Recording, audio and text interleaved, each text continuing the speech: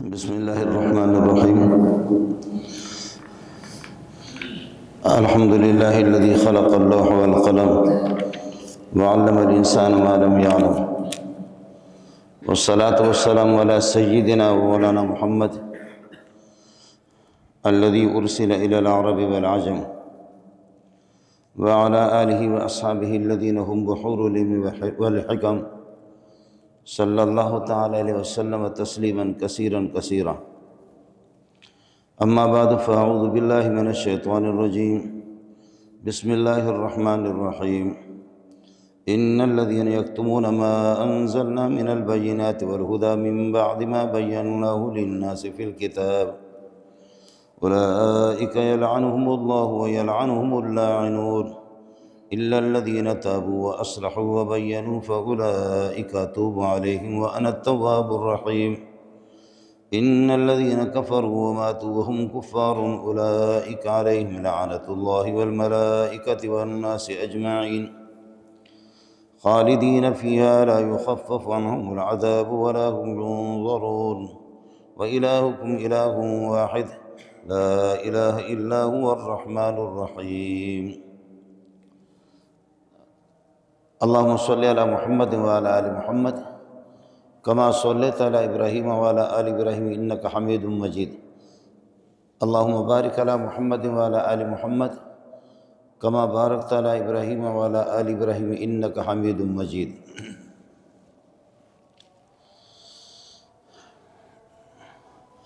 اللہ تعالیٰ کے بہت سی صفات ہے اور انہی صفات کا مظہر ہے اور انہی کے آثار ہے اور ان کی تاثیر اور اثر سے یہ کائنات چل رہی ہے۔ ان کی صفات کے اندر محیی بھی ہے، زندہ کرنے والی ذات، اور ممیت، موت دینے والی ذات، اضحک و ابکا، ہنسانے والی ذات اور رلانے والی ذات، الباسط، رزق میں کشائش اور وسعت پیدا کرنے والی ذات اور رزق کو تنگ کرنے والی ذات، ساری صفات ہے اللہ کی اور انہی کا اثر ہے دنیا کے اندر۔ اور پھر کہا گیا کہ بندے جو میری صفات ہے ان صفات کو اپنانے کی کوشش کر لو۔ بسم اللہ الرحمن الرحیم، اللہ کی ذات رحمت والی ہے، اور دنیا کے اندر پھر مسلمان اور کافر سب کو وہ کھلا رہا ہے، اپنے دشمنوں کو بھی کھلا رہا ہے۔ اس کی رحمتیں ہیں، اس کی شفقتیں ہیں، یہ ساری صفات اس کی ہے۔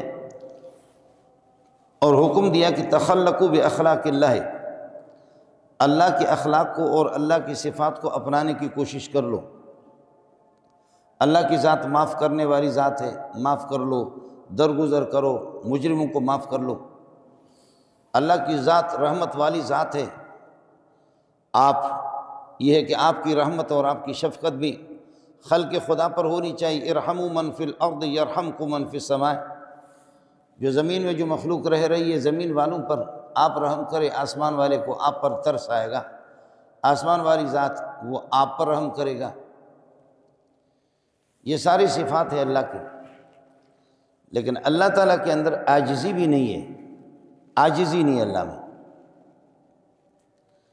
اور بعض نعمتیں اس قسم کی ہوتی ہے کہ جب کسی کے پاس اگر کوئی چیز نہیں ہوتی، ایک نئی چیز آپ اس کو پیش کر دیں تو اس سے اس کو خوشی بھی بڑی ہوتی ہے۔ اللہ کی صفات میں عاجزی نہیں ہے، تواضع نہیں ہے، یعنی اللہ یہ کہہ دے کہ میں متکبر ہوں، میں عاجز بھی ہوں، میں متواضع بھی ہوں، نہیں۔ اللہ کی صفات کو اپنانے کی آپ کوشش کر لیں، لیکن کچھ صفتیں اس قسم کی کہ خود ذات اقدس کے اندر وہ موجود نہیں ہے، اور ان سے اللہ کو پیار ہے۔ حضرت اقدس صلی اللہ علیہ وسلم جب شب معراج پہ تشریف لے گئے تو آپ کیا لے کر کے زمین سے آئے ہیں؟ تو آپ نے فرمایا کہ عبدیت اور عاجزی اور تواضع لے کر کے آیا ہوں، چنانچہ آپ 15ویں پارے میں پڑھتے رہیں گے، ابتدائی آیت ہے سبحان الذی اسریٰ بعبدہ لیلا، عبدیت لے کر کے آیا ہوں، عاجزی لے کر کے آیا ہوں، انکساری لے کر کے آیا ہوں، رب رب ہے، بندہ بندہ ہے، میں آپ کے سامنے کیا سر اٹھا سکتا ہوں۔ شاہ ولی اللہ رحمۃ اللہ علیہ فرماتے ہیں الرب رب وإن تنزل والعبد عبد وإن ترقى، بندہ جتنے بھی ترقی کرے، جتنا بھی بڑا ہو جائے، لیکن بندہ بندہ ہے، والرب رب، اور رب رب ہے، وإن تنزل، اگرچہ وہ آسمان دنیا پہ نزول فرمائے، رات کے آخری حصے میں وہ سمائے دنیا پر اور پہلے آسمان پہ تشریف لاتے ہیں اور فرماتے کہ ہے کوئی اپنے گناہوں کے بخشش چاہنے والے جس کی میں بخشش اور مغفرت کر دوں، ہے کوئی استغفار کرنے والا، ہے کوئی رزق مانگنے والا، اور ہے کوئی مجبور جو اپنے کوئی حاجت مجھ سے مانگے، میں حاجتوں کو پوری کر لیتا ہوں۔ بہرحال حضرت نے فرمایا کہ یا اللہ میں بندہ ہوں اور عبدیت لے کر کے آیا ہوں، عاجزی لے کر کے آیا ہوں۔ تو یہ ایک نیا گفٹ ہے جو زمین سے لے کر کے محمد رسول اللہ کی بارگاہ میں پہنچے ہیں، ایک نیا گفٹ، نئی چیز لے کر کے آئے، عبدیت اور عاجزی۔ اور اب ظاہر ہے کہ کبریائی کے مقابلے میں عاجزی آ گئی۔ آپ فرماتے الکبریاء ردائی، کبریائی تو میری چادر ہے، اور میری اس چادر میں اس میں گھسنے کی کوئی کوشش نہ کرے۔ اگر کوئی میری اس چادر میں، کبریائی کی چادر میں داخل ہونے کی کوشش کرے گا، گردن اس کی توڑ دوں گا۔ اور آپ یہ دیکھیں العزیز الجبار المتکبر، اللہ کی ذات متکبر ہے، وہ ہے متکبر، کبریائی اس کی ہے، لیکن عاجزی اس میں نہیں ہے۔ حضرت اقدس صلی اللہ علیہ وسلم نے فرمایا خدا کا مقابلہ کون کرے گا؟ اللہ کا مقابلہ کون کرے گا؟ اللہ متکبر تو آپ کی ذات ہے، لیکن متواضع وہ میں ہوں، میں مخلوق ہوں، میں تواضع لے کر کے آیا ہوں اور عبدیت لے کر کے آیا ہوں۔ اللہ پاک کو یہ عبدیت اتنی پسند آ گئی، اتنی پسند آ گئی کہ آپ دیکھیں کہ آپ التحیات میں اشہد ان لا الہ الا اللہ و اشہد ان محمدً عبدہ و رسولہ، اشہد ان لا الہ الا اللہ و اشہد ان محمدً عبدہ و رسولہ۔ رسول کا مقام اونچا ہوتا ہے، اور عبدیت عام حالات میں عبدیت کا اتنا مقام نہیں ہے، لیکن کیا کر دیا کہ خدا کو عبد اتنا پسند آ گیا کہ رسول سے پہلے اس کو رکھا۔ اشہد ان لا الہ الا اللہ واشہد ان محمدً عبدہ و رسولہ۔ مجھے یاد نہیں پڑ رہا کہ اشہد ان لا الہ الا اللہ واشہد ان محمدً رسولہ و عبدہ، اس طرح نظر نہیں آئے گا آپ کو۔ وہ عبدیت اس کو پسند آ گئی، عبدیت کو پہلے رکھا۔ یہ گفٹ محمد رسول اللہ لے کر کے گئے کہ آپ کی صفات کے اندر وہ چیز نہیں ہے جو میں لے کر کے آپ کے پاس آیا۔ آپ کے اندر تکبر ہے، لیکن یہ کہ آپ کے اندر تواضع اور عاجزی نہیں ہے۔ میں بندہ ہوں، بندہ بندہ ہے، میں عاجزی لے کر کے آیا ہوں، آپ کو پسند آ گیا۔ اللہ کی صفات کے اندر عاجزی بھی نہیں ہے، اللہ کی صفات کے اندر ظلم بھی نہیں ہے۔ اللہ ظالم نہیں ہے، اللہ ظالم بھی نہیں ہے۔ اور حدیث قدسی میں فرمایا کہ میرے بندوں ایک دوسرے پر ظلم نہ کر دو، انی حرمت الظلم علی نفسی، میں نے خود اپنے اوپر ظلم کو حرام قرار دیا ہے۔ بھئی اللہ تعالیٰ کے لیے حلال حرام جائز ناجائز یہ چیزیں تو نہیں ہوتی، جائز ناجائز حلال حرام یہ ساری چیزیں، یہ سارے احکام بندوں کے لیے۔ خدا تعالیٰ اس قرآن کا مکلف نہیں ہے، اللہ تعالیٰ احکام شریعت کے مکلف اور پابند نہیں ہے کہ یا اللہ آپ یہ کر رہے ہیں یہ جائز ہے، یہ نہیں کر رہے یہ ناجائز ہے، یہ چیز نہیں ہے۔ لیکن پھر بھی آپ مسئلہ سمجھانے کے لیے فرمایا حرمت الظلم علی نفسی، میں نے ظلم کو اپنے اوپر حرام قرار دیا، ظلم کو میں نے اپنے اوپر حرام قرار دیا۔ فلا تظالموا، تو آپ بھی ایک دوسرے پر ظلم نہ کرو، ظلم خدا کو پسند نہیں ہے، ظلم و زیادتی اور بے حیائی یہ اللہ کو پسند نہیں ہے۔ حضرت اقدس صلی اللہ علیہ وسلم نے فرمایا، ایک مثال دی بخاری شریف کے اندر، اللہ اکبر، بخاری میں ایک مثال دی، فرمایا کہ ایک کشتی جا رہی ہے دریا کے اندر، بڑی کشتی ہے اور 2 منزلیں ہے، کشتی ہے اور 2 منزلیں ہے۔ اب اس میں کچھ لوگ ہیں، فرض کر لو 100 بندے ہیں، کچھ کہہ رہے کہ ہم اوپر والی منزل میں رہیں اور کچھ نیچے والے۔ اب اس میں قرآن اندازی کرتے ہیں، قرآن اندازی کر کے کچھ لوگوں کے حصے میں اوپر والی منزل آ جاتی ہے اور کچھ لوگوں کے حصے میں نچلے والی منزل آ جاتی ہے۔ اب نیچے والے نیچے اور کشتی جان، آپ نے دیکھا ہوگا بڑے بڑے جہاز، یہ ہمارے بلوچوں کے جہاز ہوتے تو میں نے دیکھا ہے وہ سفر کرتے ہیں، بلکہ یہ جو بلوچ حضرات ہوتے ہیں 3-3 4-4 شادیاں کر کے پھر صومالیہ جاتے ہیں، افریقہ جاتے ہیں، جہاز ان کا رہتا ہے، کارگو والے جہاز ہوتے ہیں، اور اس میں وہ مہینہ 15 دن 20 دن اسی طرح سمندر میں، تو اس میں وہ کبھی اپنی کسی بیوی کو اٹھا کر کے لے جاتے، کبھی کسی کو دوسری منزل ہے، تیسری منزل ہے، اس طرح اس میں منزلیں ہوتی ہیں۔ تو حضرت اقدس صلی اللہ علیہ وسلم نے فرمایا کہ کچھ لوگ ہیں قرآن اندازی کی کہ بھائی کشتی کی پہلی منزل نچلے والی منزل کس کی ہوگی، اوپر والی منزل کس کی ہوگی، قرآن اندازی سے ان کے نام نکل گیا، کچھ لوگوں کے لیے نچلی منزل اور کچھ لوگوں کے لیے اوپر والی منزل۔ اب کشتی جا رہی ہے، دونوں گروپ بیٹھ گئے۔ اب نیچے والے ان کو اگر پانی لینا بھی ہوتا ہے استنجا کے لیے، پینے کے لیے تو میٹھا پانی لیتے ہیں، لیکن استنجا وغیرہ کے لیے باقی کسی کام کے لیے پانی ان کو لینا ہوتا ہے، تو نیچے سے کشتی کو وہ سوراخ کر کے وہاں سے پانی تو نہیں لے سکتے، وہ اوپر سے جاتے ہیں۔ میں خود گیا ہوں تو اوپر جا کر کے اوپر والی منزل سے وہاں سے پھر ڈول کو لٹکاتے ہیں، سمندر سے پانی لیتے ہیں، نیچے سے وہ نہیں لیں گے، اوپر سے جا کر کے وہ پانی لیتے ہیں۔ تو فرمایا کہ اب جو نیچے والے لوگ ہیں جن کو پانی کی ضرورت ہوتی، جاتے اوپر سے وہاں سے ڈول لٹکاتے ہیں، لٹکا کر کے رسی کے ذریعے سمندر سے پانی لاتے ہیں، پھر نچلے والی منزل والوں کو ان کو پہنچا دیتے ہیں، پھر آتے جاتے آپس میں پھر ان کا مشورہ ہوتا ہے، یار یہ کیا مسئلہ ہے کہ ہم پانی لینے کے لیے اوپر جائیں، اوپر والی منزل ان لوگوں کو ہم تنگ کریں اور ان کو پریشان کر دیں، بار بار ہمارا آنا جانا، لہذا ہمیں اوپر جانے کی ضرورت کیا ہے، نیچے کشتی کو نچلے والی منزل سے اس کو سوراخ کریں اور یہاں سے پانی لے لیں۔ کیا خیال ہے آپ کا؟ اب نیچے سے کشتی کو جب سوراخ کر کے یہاں قریب سے ہم پانی لے لیں، ہمیں اوپر جانے کی ضرورت کیا ہے؟ فرمایا کہ اگر ان کو چھوڑ دیں گے اوپر والے نیچے والے، اگر کچھ پاگل اس قسم کے حرکت کا ارتکاب کرنا چاہیں، اوپر والے اور نیچے والے کشتی کے جو لوگ ہیں وہ عقل سے دانش مندی سے کام لے لیں، ان کو نہ چھوڑیں۔ اگر یہ نیچے سے کشتی کو سوراخ کر دیں گے تو کشتی میں جب پانی داخل ہو جائے گا تو نچلے والی منزل والی نہیں، اوپر والے نیچے والے سارے کے سارے غرق ہو جائیں گے، نیچے والے اوپر والے سارے کے سارے غرق ہو جائیں گے۔ یہ چند افراد کے حرکتوں کی وجہ سے سارے کے سارے غرق ہو جائیں گے۔ میرے نبی نے فرمایا کہ صلی اللہ علیہ وسلم جہاں پر ظلم ہوتا ہے وہاں سب کی ذمہ داری ہے کہ ظالم کا ہاتھ پکڑ لیں، ظالم کا ہاتھ پکڑ لیں۔ اگر ظالم کا ہاتھ نہیں پکڑو گے تو پھر جب اس ظلم کا رد عمل جب آئے گا، جب اس کا رد عمل آئے گا، اللہ کی طرف سے جب رد عمل آئے گا تو پھر صوفی صاحب بھی تیار ہو جائے، تبلیغی بھی تیار ہو جائے، شیخ الحدیث بھی تیار ہو جائے، شیخ التفسیر بھی تیار ہو جائے، مفتی صاحب بھی تیار ہو جائے، قاضی صاحب بھی تیار ہو جائے، تبلیغی بھی، دیندار بے دین سب کے سب تیار ہو جائے۔ خدا کی طرف سے جب تباہی آ جائے گی تو پھر یہ نہیں ہوگا۔ فرمایا واتقوا فتنة لا تصيبن الذين ظلموا منكم خاصة، بچو اس عذاب سے، اللہ کی اس گرفت سے جب آئے تو پھر یہ کہ چند افراد کے لیے نہیں، اللہ کا وہ عذاب عمومی ہوگا، سب اس کی گرفت میں آئیں گے۔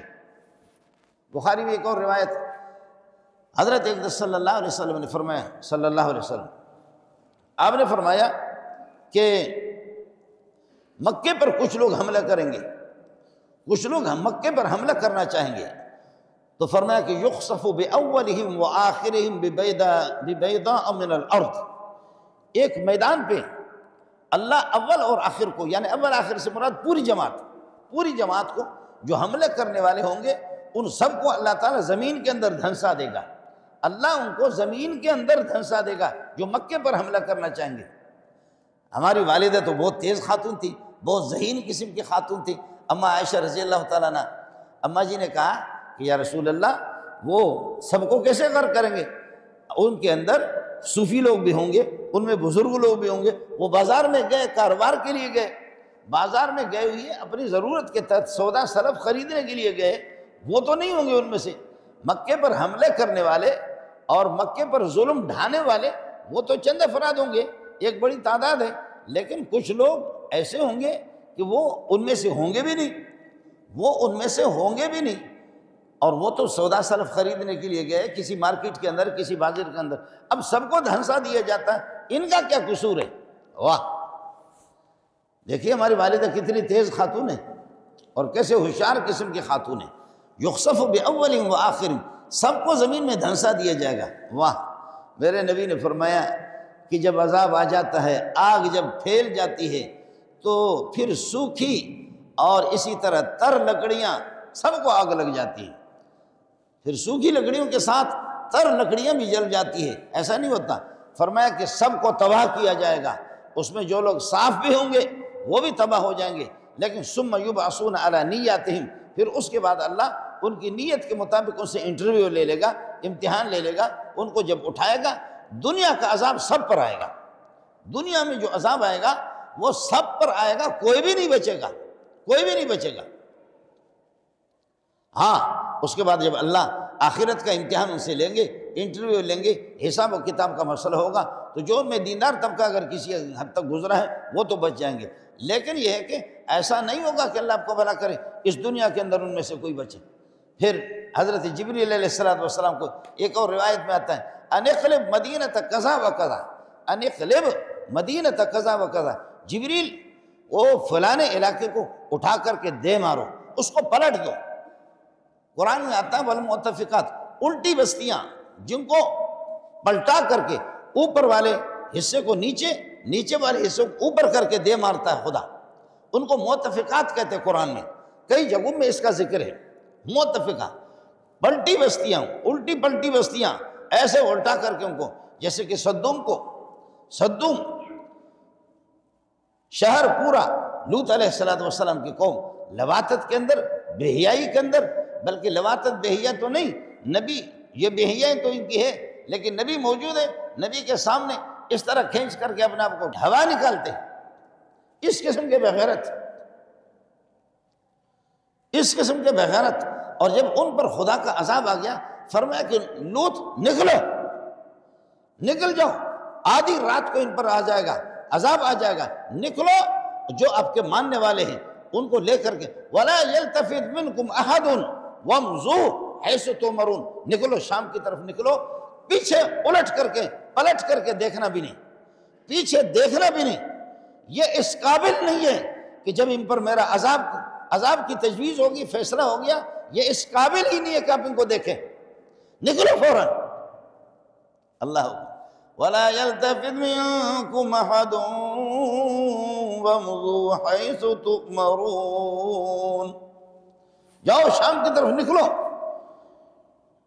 ان پر ترس نہیں کھانا، کبھی بھی نہیں۔ انہوں نے جو حدیں تھیں تمام حدود کو انہوں نے پار کر دیے، اب نکلے۔ وہی میں نے عرض کیا کہ یہ کہ جن بستیوں کو اللہ نے پلٹا دیا، خدا کا جب عذاب آ جاتا، حضرت جبریل علیہ السلام کو حکم ہو گیا اخلب مدینۃ کذا و کذا، اخلب مدینۃ کذا و کذا، فلاں شہر کو اٹھا کر کے دے مارو، دے مارو، اس کو تباہ کر دو ان کو۔ تو حضرت جبریل علیہ السلام نے فرمایا یا اللہ اس میں کچھ مولوی لوگ بھی ہیں، اس میں ایک عالم ہے، اس میں کوئی تبلیغی ہے، راوڑ شریف میں اس میں وقت بھی لگایا ہے، تو اس کا کیا کریں گے؟ اس میں کوئی دیندار آدمی، فرمایا سب سے پہلے اس مولوی کو تباہ کرو، سب سے پہلے اس مولوی کو تباہ کرو، اس کو چھوڑو نہیں۔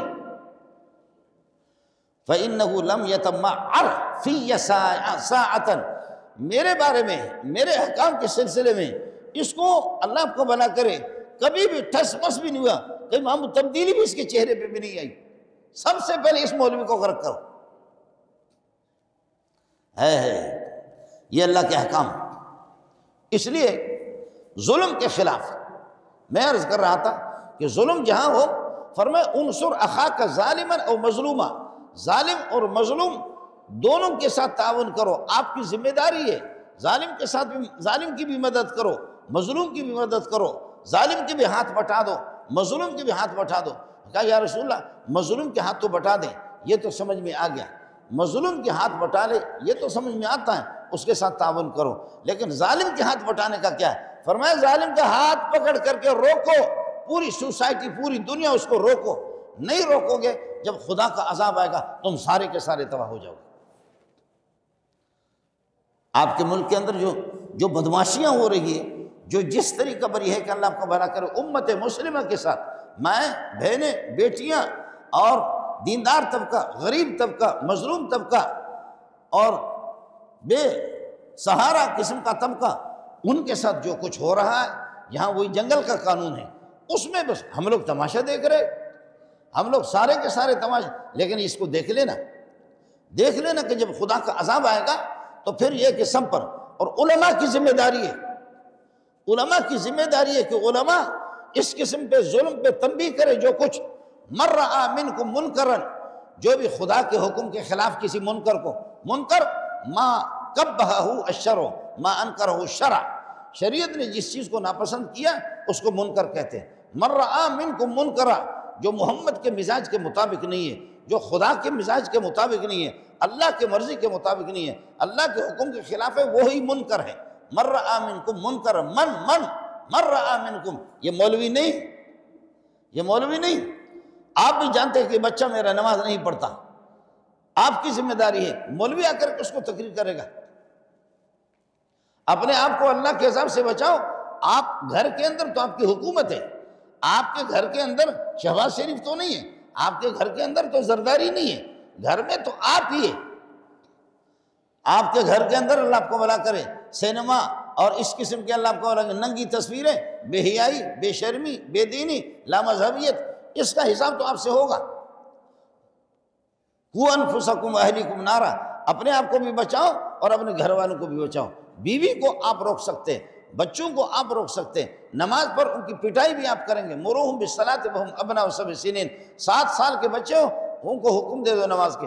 وَاضْرِبُوهُمْ عَلَيْهَا إِذَا كَانُوا 10 سِنِينَ، اور اگر 10 سال کے ہو نماز نہ پڑھے کس کر کے ان کی پٹائی کرو. بیوی اگر خدا کے حکم کے خلاف ہے وَاضْرِبُوهُنَّ ضَرْبًا، بیویوں کی پٹائی کرو. بیوی کو آپ ہی سمجھائیں گے. الا کلکم راع وکلکم مسئول، آپ کے اس جسم پر سر سے لے کر کے پاؤں تک، پاؤں سے لے کر کے سر تک، اس پہ تو آپ کی حکومت ہے. آپ کا لباس کس قسم کا ہے؟ آپ کو کوئی زوری پتلون نہیں پہنائے گا، کوئی زوری پتلون نہیں پہنے. آپ کے قمیص اتار کر کے آپ کو بزور بازو کوئی آپ کو ٹائی نہیں پہنائے گا. آپ نے ٹائی آپ نے لگائی ہے، خود اپنے اختیار سے لگائی. شلوار اتار کر کے پتلون لگائے آپ نے خود اختیار سے. اس پر داڑھی آپ نے منڈائی ہے، اپنے اختیار سے آپ نے منڈائی ہے. اس پر تو شہباز شریف کی حکومت نہیں ہے، اس پر تو شہباز شریف کی حکومت نہیں ہے، اس پر تو زرداری نہیں ہے. ان غریبوں کے اپنے نہیں ہے تو آپ کے لیے کیا؟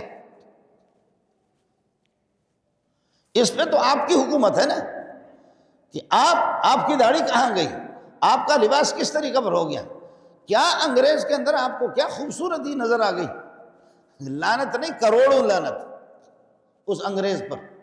اس میں کیا خوبی آپ کو نظر آ گئی، کیا خوبی اس کے لباس میں آپ کو نظر آ گئی، اس کے بود و باش کے اندر کیا خوبی نظر آ گئی، اس کے اندر کیا کمالات ہیں، دشمنوں کے کافروں کی کیا خوبیاں ہیں، کیا چیزیں آپ کو نظر آ گئی کہ پیارے محمد کو ابو بکر عمر عثمان 1.25 لاکھ انبیاء اور 1.25 لاکھ صحابہ تابعین تبع تابعین اتباع تابعین سب کو چھوڑ کر کے وہ آپ کو کھینچ نہ سکے، وہ آپ کو کھینچ نہ سکے. آپ ادھر ظالموں کی طرف کھینچ کر کے خدا کے دشمنوں کے پاس چلے گئے. اس میں تو آپ کے بدن پر تو آپ کی حکومت ہے، آپ کے گھر کی 4 دیواری میں آپ کی حکومت ہے. آپ کے بچے وہ بے دین کیوں ہیں، آپ کے بچے بے نماز کیوں ہیں، آپ کی بیوی وہ بے نماز کیوں ہے، وہ بچے کیوں، ان کو تو آپ ٹھیک کریں. اور آپ کو بھی پتا ہے کہ زنا بدکاری وہ خدا کے غضب کو دعوت دینا ہے. شراب کی بوتل اللہ سے کشتی ہے، وہ اللہ کے ساتھ لڑائی ہے. اور اسی طریقے پر اللہ آپ کو بھلا کریے کہ کیا ہے، سود سود سود سود. وہ یہ کس کو، اس میں مولوی کی ضرورت کیا ہے، اس میں تو سب کو پتا ہے. آپ اس بندے کو کیوں نہیں کہہ رہے سود خور کو کہ تو جب سود کھاتا تو اپنی ماں کے ساتھ بدکاری کرتا ہے؟ اس کو کیوں نہیں کہتے کہ وہ مدرسے کے اندر چندہ دیتا ہے اور مولوی صاحب کو گفٹ کر کے دیتا ہے، جائے جہنم میں؟ اس کو کیوں نہیں کہتا آپ؟ اور صحیح حدیث آپ کو سنا رہا ہوں، مشکات جلد اول کی حدیث ہے کہ سود کی نحوستیں اور اس کی بدبو اور اس کی گندگیوں میں سے ایک گندگی یہ ہے کہ آدمی 70 گندگیاں میرے نبی نے فرمایا، لعن اللہ آکل الربا وموکلہ وکاتبہ وشاہدہ، فرمایا کہ ربا کھانے والا، کھلانے والا، اس کو لکھنے والا اور اس کے گواہ بننے والا، کوئی ربا کی سودی کاروبار ہے اس سود کے معاملے میں جو گواہ ہے اس پر بھی خدا کی لعنت ہے۔ کیا خیال ہے آپ کا کہ ملعون ہو کر کے پورا ملک جب ملعون ہو تو ملعون کیسے کامیاب ہوگا؟ عجیب بات ہے، جب پورے ملک کا نظام جو ہے نا جب لعنتی ہو تو ملعون کیسے کامیاب ہوگا؟ آپ کے سامنے سود خور بیٹھا ہوا ہے، آپ کے سامنے زانی بیٹھا ہوا، آپ کے سامنے چور بیٹھا ہوا، آپ کے سامنے ڈکیت بیٹھا ہوا، اور آپ کہتے ہیں کہ میرے بھائی مسواک کر کے نماز پڑھا کرو۔ آپ اس کو مسواک کی ترغیب دے رہے، وہ تو سود خور ہے، آپ ملا اس کو بتا کیوں نہیں رہے؟ ہے مروان کی جب حکومت تھی تو آپ نے دیکھا عیدگاہ میں جب جاتے ہیں وہاں اللہ آپ کو بھلا کریے کہ ممبر وغیرہ نہیں ہوتا عیدگاہ میں، تو مروان نے کیا کر دیا، عید میں پہلے نماز، عید کی نماز ہوتی ہے اور عید کی نماز کے بعد پھر خطبہ ہوتا ہے، لیکن مروان نے کیا کر دیا، سب سے پہلے حکم دیا کہ وہاں پر اللہ آپ کو بھلا کریے کہ کیا ہے، ممبر رکھے، گئے ابو سعید خدری نے پکڑ لیا، قربان جاؤ میرے ماں باپ تجھ پہ قربان جائے۔ ابو سعید خدری نبی کا شاگرد ہے، صحابی، ابو سعید خدری نے پکڑ لیا، کیا کر رہے ہو؟ مروان ادھر کھینچ رہا، ابو سعید خدری ادھر کھینچ رہا ہے۔ یہ بخاری کی روایت آپ کو بتا، لیکن آخر کہا کہ خدا کا خوف کرو، ادھر ممبر لانے کا کیا مطلب ہے؟ اللہ کے نبی نے اس طرح نہیں کیا، اور پھر یہ ہے کہ جا کر کے خطبہ شروع کیا ممبر پہ، کہا خدا کا خوف کرو۔ محمد رسول اللہ نے پہلے تو نماز پڑھائی ہے عید کی، عیدین کے بعد خطبہ ہوا، آپ خطبہ پہلے پڑھ رہے کہ ابو سعید وہ نظام پرانا ہو گیا، جو چیز آپ کو معلوم ہے نبی کی سنت سمجھ رہے ہو وہ اب اس کا وقت نہیں رہا، اب ہمارا چلے گا، حالات کے ساتھ چلنا ہے۔ اور حالات کے ساتھ کیا چلنا ہے؟ خطبہ پہلے دیتا تھا، اگر عید کی نماز پڑھائیں گے، عید کی نماز پڑھانے کے بعد پھر خطبہ دیں گے، لوگ اٹھ کر کے چلے جاتے تھے، ان کو پتہ تھا کہ آل رسول کو گالی دے گا، علی کو، فاطمہ کو، حسن کو، حسین کو، اور اسی طریقہ پر یہ کہ عباس کو، آل رسول کی مخالفت، یہ کس کر کے یہ مروانی جو ہے نا یہ ان کی مخالفت کرتے، تو لوگوں کو پتہ ہوتا تھا، لہذا پہلے نماز پڑھے اور نماز کے بعد اگر خطبہ دے دو لوگ نکل جائیں گے۔ اس ظالم نے کیا کر دیا، اس نے الٹ دیا سارا مسئلہ یہ کر دیا کہ جی پہلے خطبہ رکھا، اب لوگ نماز کے لیے مجبور ہیں، لوگ بیٹھے ہوئے، لہذا وہ خطبہ دے رہا ہے، اور خطبہ کے اندر خوب گالیاں دے رہا ہے، علی کو، حسن کو، حسین کو، فاطمہ کو، عباس کو، ان کی اولاد کو، ان کو گالیاں دے رہا ہے، مجبور کر دیا لوگوں کو۔ تو حضرت نے فرمایا کہ خدا کا خوف کرو، یہ کیا کر رہے ہو؟ اللہ کے نبی کی یہ سنت نہیں ہے۔ کہنے لگے وہ سنتوں کا زمانہ چلا گیا، ابو سعید خدری ہمیں مجبور نہ کرو، یہ سنتوں کا زمانہ چلا گیا۔ یہ وہ لوگ تھے جو ٹوکنے والے تھے، یہ وہ لوگ تھے کہ جو بادشاہ وقت کو اور اس کو اللہ آپ کو بھلا کریے کہ ٹوک رہا ہے، لیکن اس نے بہرحال جو کچھ، پھر ایک صحابی نے کہا کہ جو ان کا خدا کی طرف سے جو ذمہ داری تھی جہاں تک اس سے بن پاتا تھا اس نے کر لیا، اللہ کے ہاں ابو سعید خدری کی یا دیگر صحابہ جو اس کو ٹوک رہے ہیں ان کی گرفت نہیں ہوگی، گرفت اس کی ہوگی، ان کی گرفت نہیں ہوگی، ان کا جتنا جو ان کو کہنا تھا وہ کہہ دیا۔ نماز کے اندر ایک آدمی، حضرت ابو سعید خدری نماز پڑھ رہا ہے، ایک آدمی سامنے سے گزرا، حضرت نے سینے میں ہاتھ دے دیا، پھر وہ واپس ہو گیا نوجوان، پھر واپس وہاں سے پھر واپس گزرا، حضرت نے سینے میں مارا۔ اور حدیث میں آتا ہے کہ اگر آپ نماز میں کوئی آپ کے سامنے سے گزرے تو کس کر کے اس کو مارو، سینے پہ رسید کرو۔ ہمارے شیخ مولانا سلیم اللہ خان رحمۃ اللہ علیہ، مجھے یاد ہے جامع فاروقیہ کے اندر 1,500 2,000 طلبہ بھی ہوتے تھے اور محلے والے، کسی نے سلام پھیرا ہی نہیں پھیرا، کچھ لوگ مسبوق ہیں، ان کی نماز چل رہی ہے لیکن یہ کہ ان کے سامنے سے جاتے، تو حضرت جی نے مقرر کیا پٹھانوں کو مقرر کیا، پٹھان بلوچوں کو، کہ کوئی سامنے سے گزرے کس کر کے اس کو مارو، سینے پہ مارو، اس کے بعد دیکھا جائے گا جو کچھ ہوگا۔ تو یہ مست قسم کے دال خور طلبہ، اللہ آپ کا بھلا کرے، اس میں پٹھان بھی تھے اور اس میں بلوچ تھے، انہوں نے ماشاءاللہ کئی بڈھوں کو اور کئی مولویوں کو کنٹی کر دیا، کئی بوڑھے اور کئی مولویوں کو کنٹی کر دیا، سینے میں مار کر وہ ڈھیر ہو گیا وہاں پہ ڈر۔ اب جائے مولانا سلیم اللہ خان کے پاس، ان کو پتا تھا کہ سلیم اللہ سے جا کر کے ہم فریاد کریں گے تو پذیرائی حاصل نہیں ہوگی، ہمیں پذیر۔ ابو سعید خدری اسی طرح کر رہا، فرمایا یہ شیطان ہے جو آپ کے سامنے سے نماز میں گزرتا ہے، یہ شیطان ہے۔ ابو سعید نے وہ بڑا، کسی بڑے کا بیٹا تھا، اس کے سینے میں ہاتھ دیا، پیچھے ہو گیا، پھر واپس گزرنا چاہا، پھر سینے میں ہاتھ دیا، اس طرح آخر کار اس بندے کو جب مارا سینے پہ تو پھر جا کر کے اس نے مروان سے شکایت کی، مروان سے شکایت کی، اور مروان کا قصہ میں نے آپ کو ابھی بتا دیا۔ جب اس سے شکایت کر دی تو ابو سعید خدری پیچھے ان کے پیچھے پیچھے چلے گئے، کہنے لگے کہ یہ نوجوان آپ کی شکایت کر رہا ہے۔ فرمایا کرے شکایت، اس سے کوئی فرق نہیں پڑے گا۔ میرے نبی نے فرمایا کہ نمازی کے سامنے سے گزرنے والا شیطان ہے، اگر وہ انکار کرے اس کو ہاتھ سے اشارہ کرو کہ پیچھے ہو جائے، نہیں تو پھر اس کے سینے میں مارو، میں ماروں گا اس کو، نہیں چھوڑوں گا کہ مولوی منظور کا بیٹا ہے، نہیں چھوڑوں گا کہ تقی صاحب کا بیٹا ہے، یا یہ کہ اللہ آپ کا بھلا کرے کسی تبلیغی کا، کسی سیٹھ کا اللہ آپ کا بھلا کرے بیٹا، میں تو نہیں چھوڑوں گا۔ یہ وہ لوگ تھے جو اپنا فریضہ اللہ آپ کا بھلا کریے کہ ادا کرنے والے لوگ تھے، فریضہ ادا کرنے والے لوگوں کی کوئی پرواہ نہیں ہے۔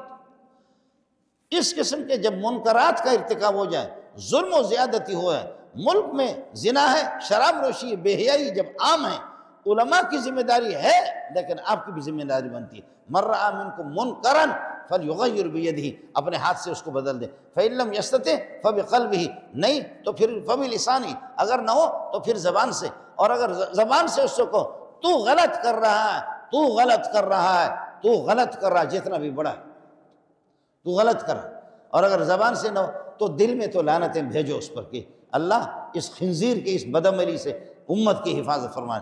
دل میں تو اس کو برا سمجھو، ہاتھ سے اگر روک سکتے ہو تو ہاتھ میں۔ مولوی کا انتظار ہے کہ مولوی روکے گا، سارے لوگ مولوی کا انتظار کرتے ہیں کہ مولوی، لیکن مولوی بھی اس قسم کے ہے، مولوی بھی پھنس گیا۔ مولوی اوپر تھوکتا ہے تو پھر یہ کہ پیشانی، نیچے تھوکتا ہے تو داڑھی ہے۔ مولوی اگر سناتا ہے تو پھر مولوی کو جوتے پڑتے ہیں، اور اگر مولوی نہیں سناتا تو آسمان کی طرف سے جوتے، اگر مولوی سناتا ہے تو زمین والے جوتے مارتے ہیں، اور اگر نہیں سناتا تو آسمان والا جوتا مارتا۔ ہمارے لیے بہت بڑا امتحان ہو گیا ملا کے لیے کہ ملا کرے کیا، غریب ملا غریب کرے کیا، پڑھا کیوں اس نے، قرآن و حدیث اس نے پڑھی کیوں؟ اگر وہ بتاتا ہے تو زمین والے پھر اس کے لیے تباہی کرتے ہیں، اور اگر یہ ہے کہ نہیں بتاتا تو آسمان سے اس کے لیے تباہی کے فیصلے آ جاتے ہیں کہ ہمارے جوتے جو ہے نا وہ زمین والے کو جوتوں سے زیادہ خطرناک ہے۔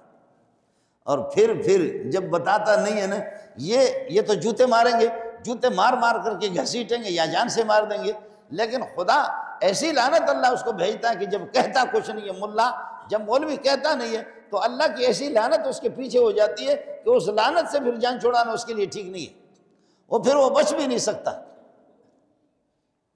لیکن تاہم آدمی کبھی مجبور بھی ہوتا ہے۔ حضرت ابو ہریرہ رضی اللہ تعالیٰ عنہ فرماتے ہیں کہ میں نے حافظت عن رسول اللہ صلی اللہ علیہ وسلم وعاءین من العلم، میں نے علم کے دو برتن بھر دیے محمد رسول اللہ صلی اللہ علیہ وسلم نے، اما احدہما فبسستہ، ایک کو تو ہم نے امت کو بتا دیا بعض باتیں، واما الآخر، اور دوسرا جو ہے نا فلو بسستہ، اگر میں اس کو ظاہر کر دوں، پھیلا دوں، دوسرے اگر ہم آپ کو بتائیں تو لقطع ھذا البلعوم، یہ جو میرا گلا ہے یہ کٹ جائے گا، یہ میرا گلا کٹ جائے گا۔ غریب فقیر مسکین ابو ہریرہ کہ ایسے ظالم بادشاہوں کا تسلط ہو چکا ہے، ایسے ظالم بادشاہوں کا تسلط ہو چکا ہے۔ وَأَمَّا الْآخَرُ، منافقین کا تذکرہ، منافقین کے نام بتائے، منافقین کے نام بتائے، امت کو ہلاک کرنے والے لوگوں کو، امت کو ہلاک کرنے والے لوگ، اور آئندہ چل کر کے یہ ہے کہ میرے بعد کون کون سے فتنے رونما ہوں گے، ان فتنوں کی نشاندہی تو کی صحابہ کو علم تھا، خاص طور پر حضرت حذیفہ صاحب السر رسول اللہ صلی اللہ علیہ وسلم، نبی کے جو رازدان اور رازدان حضرت حذیفہ رضی اللہ تعالیٰ عنہ تھے، ان کو بھی بہت سی چیزیں معلوم تھی، لیکن ایسے ظالموں کا اس زمانے میں بھی تسلط ہو گیا اور آج بھی ہے۔ اب تو ماشاءاللہ اب کسی مولوی کو مارنے کی ضرورت نہیں ہے، اب یہ ہے کہ مولوی صاحب کو اچھی سی گاڑی دے دو، اور اس کو ایئر کنڈیشن دے دو، گھر اس کو دے دو، اور سرکاری مراعات اس کو دے دو، بس یہ کہ وہ آپ کے لیے بھونکے گا، وہ اللہ کو سرکار کے خلاف نہیں بھونکے گا، وہ اسی کے حق میں بولے گا۔ اسی کو قرآن بیان کرتا ہے، اسی کو قرآن بیان۔ حضرت ابو ہریرہ کو لوگوں نے کہا کہ آپ ہر چیز کو بیان کرتے، آپ ہر چیز کو بیان کرتے، اللہ کے بندے اتنی حدیثیں کہاں سے آپ نے بیان کی؟ 5000 سے زائد بڑی بڑی حدیثیں حضرت ابو ہریرہ رضی اللہ تعالیٰ عنہ سے مروی ہے۔ ابو ہریرہ سے کہا کہ اتنی حدیثیں آپ کہاں سے بیان؟ فرمایا لولا آیتان فی کتاب اللہ سبحانہ وتعالی ما حدثکم عن رسول اللہ صلی اللہ علیہ وسلم. اگر یہ 2 آیتیں نہ ہوتی نا میں آپ کو بیان نہ کرتا، لیکن ہماری مجبوری ہے ہمیں بیان کرنا ہے. ہم کسی چیز کو چھپا نہیں سکتے. لولا آیتان فی کتاب اللہ. اگر یہ آیتیں نہ ہوتی، اور یہ آیت یہی ہے جن کی تلاوت میں نے آپ سے کی ہے، ان الذین یکتمون ما انزلنا من، جو لوگ یکتمون ما انزلنا من البینات، ہم نے واضح دلائل والہدا، ہدایت اور رہنمائی کی باتیں جو ہم نے قرآن میں اتاری ہے اور نازل کیا ہے تورات میں اور قرآن، جو ان کو چھپاتے من بعد ما بینہ للناس، ہم نے تو ان کو بیان کر دیا.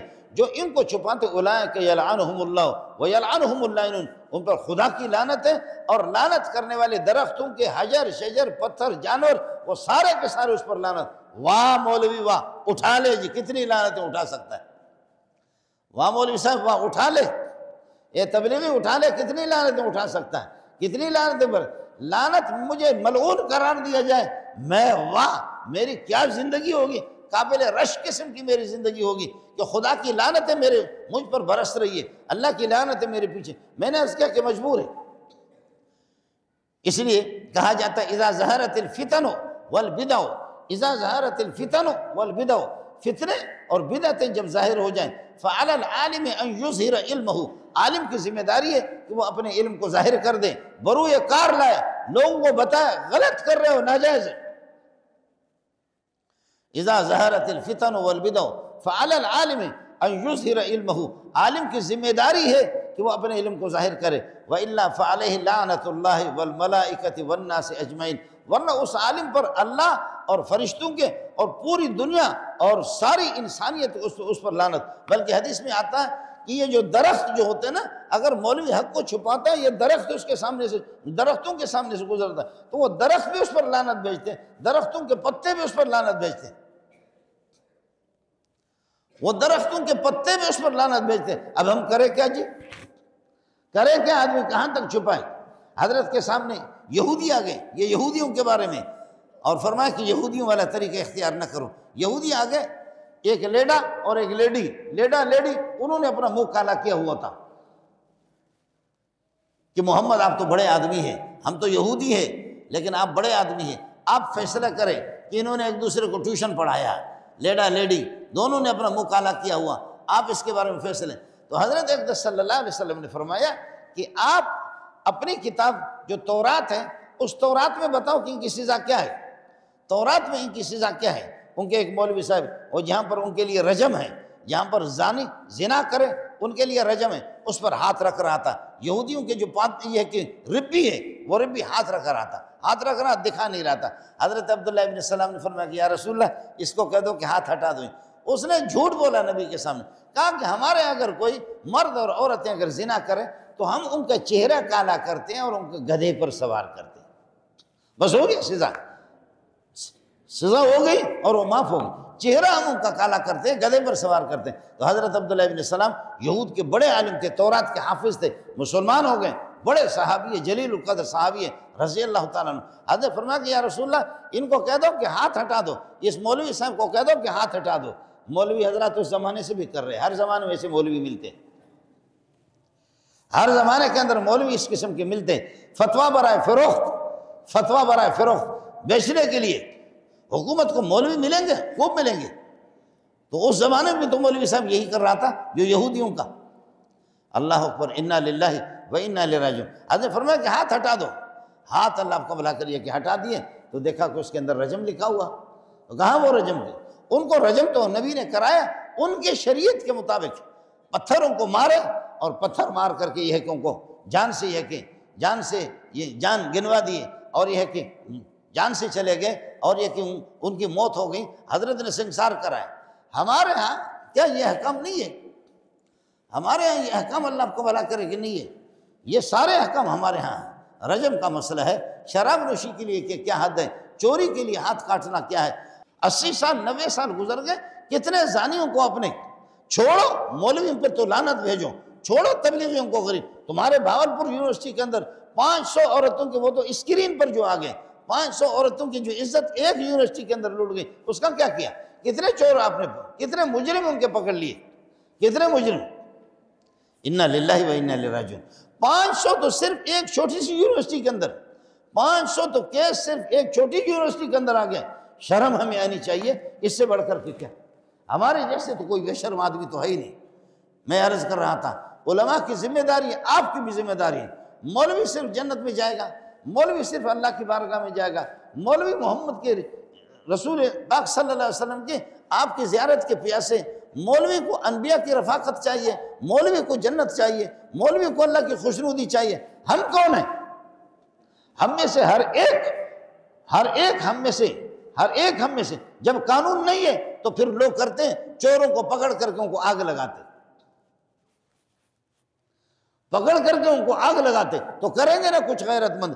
اب کیا بجائے اس کے جب آپ کچھ نہیں کرتے، یہاں اللہ آپ کو بھلا کریے کہ بعض ہمارے ساتھی بتاتے ہیں کہ خدا کی قسم چور کو پکڑ کر کے ان کو دیتے ہیں، چور اعتراف بھی کرتا ہے، 3-4 تھپڑ اس کو جوتے پڑتے ہیں تو اعتراف بھی کرتا ہے کہ میں نے اتنی چوریاں کی، اتنے بندے میں نے مارا۔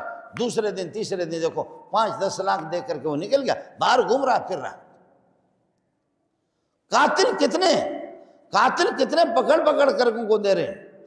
اس لیے ظلم کے خلاف علماء کی ذمہ داری ہے۔ میں نے عرض کیا کہ جب اذا ظہرت الفتن والبدع فعلی العالم ان یظہر علمہ، عالم کی ذمہ داری ہے کہ عالم بھی ڈٹ کر کے جم جائے، جو کچھ ہوگا سو ہوگا۔ وَإِلَّا فَعَلَيْهِ لَعْنَةُ اللَّهِ وَالْمَلَائِكَةِ وَالنَّاسِ أَجْمَعِينَ، عالم بھی اگر حق نہیں بتاتا اور پھڑکتی رگوں پر اگر مولوی ہاتھ نہیں رکھتا تو اس مولوی پر بھی لعنت ہے۔ اب یہاں کے جوتے پڑے مولوی کو تو اچھا ہے، بجائے اس کے کہ اللہ آپ کو بھلا کریے کہ کیا ہے اللہ کی طرف سے جوتے پڑے، اور اللہ کی طرف سے لعنتیں جب یہ کہ برس رہی ہیں، اللہ کی طرف سے لعنتیں جب برس، ہر ایک کی ذمہ داری ہے، آپ کی اور میری، ہم سب کی ذمہ داری ہے کہ ظالم، چور، ڈکیت، ملک کا جو نظام ہے اس کے خلاف تو کم از کم ہم، یعنی ہمیں جوتے بھی پڑ رہے، ہمیں بولنے کی اجازت نہیں، بول تو سکتے ہو نا، بول تو سکتے ہو کم از کم، اس میں احتجاج تو آپ کر سکتے، بول تو سکتے، احتجاج تو کر سکتے، یہ ہمیں اس کا بھی حق نہیں ہے، اس کا بھی ہمیں اللہ آپ کو بھلا کریے کہ حق نہیں ہے اس طریقہ۔ پھر اس کا رد عمل یہی ہوتا ہے، لوگ دیکھتے کہ چور کی سزا نہیں ہے، لوگ کہتے کہ شرابی کی سزا نہیں ہے، لوگ دیکھتے کہ بے حیا کی سزا نہیں ہے، بے حیا ہماری گلیوں میں گھومتا پھرتا ہے اور ہماری عورتوں کو دیکھتا ہے، تو پھر وہ خود کارروائی کرتے، اس لیے کہ حکومت بے غیرت ہے، عوام بے غیرت نہیں ہے، حکومت پکی بے غیرت ہے، عوام بے غیرت نہیں۔ جب عوام کو پتہ ہے چون تنگ آید بوقت تنگی بجنگ آید، لیکن یہی ترتیب ہوگی، پھر چوروں کا یہی کریں گے کہ اب چور کو اگر جلا رہے، کل پرسوں جو جلائے تو اچھا کیا نا، اور کیا کریں گے؟ حالانکہ ہم لوگ مولوی لوگ بھی جلانے کی اجازت نہیں دیتے، پٹائی کرو کچھ بھی کرو، حکومت کا کام ہے، لا يعذب بالنار الا رب النار، آگ کسی کو نہ لگاؤ، لیکن یہ کہ تعدیبی کارروائی لوگ تو کریں گے نا، ان کی گلی کوچوں کے اندر دندناتے پھرتے رہیں گے تو پھر تو کریں گے، اس وجہ سے اس کو جلا دیا۔ اس لیے آپ کے توسط سے حکومت سے ہماری گزارش ہے، میں آپ کو بتا رہا ہوں خدا کی قسم تباہی کے دن نظر آ رہے ہیں، تباہی کے دن نظر آ رہے ہیں، تباہی کے دن نظر آ رہے ہیں، تباہی کے دن نظر آ رہے ہیں، تباہی کے دن نظر آ رہے ہیں کہ یہ ملک، ہم اس ملک سے محروم نہ ہو جائیں۔ اس لیے ظالموں کے خلاف مجھے اور آپ کو کم از کم زبانی طور پر فریاد تو کر لو، زبانی طور پر احتجاج تو کرو، فریاد تو کر لو، یہ مولوی کی ذمہ داری ہے، سارا کا سارا مولانا فضل الرحمان صاحب کرے گا، اور مولانا تقی صاحب فقیر اور مسکین قسم کا آدمی، یہی لوگ یہ کام کریں گے، آپ کی ذمہ داری نہیں ہے۔ اللہ تعالی ہمارے اس ملک کو ظلم و زیادتی سے، اس قسم کے جرائم سے اللہ اس ملک کو پاک فرمائے، اور ناپاک قسم کے حکمرانوں کو اللہ ہدایت عطا فرمائے، بصورت دیگر پروردگار ان کو ہٹا دو، ان کی جگہ پر ہمیں پاکیزہ لوگ دے دو، اللہ جو اس ملک کو چلائے۔ کافی یقین کیجئے کہ ملک کے اندر جو افراتفری ہے، جو تشویشناک صورتحال ہے، وہ بہت خطرناک صورت ہے، پاک پروردگار ہمارے حالت زار پر رحم فرمائے۔ وآخر دعوانا الحمدللہ۔